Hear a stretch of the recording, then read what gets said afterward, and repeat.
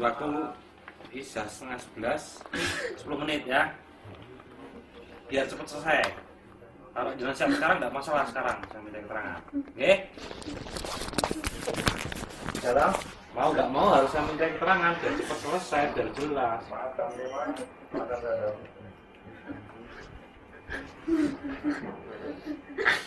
Intinya gini Mbak Feni, dari masnya juga kan otomatis dikejar oleh perusahaan juga, dia kan juga harus menanggung kerugian, ya enggak?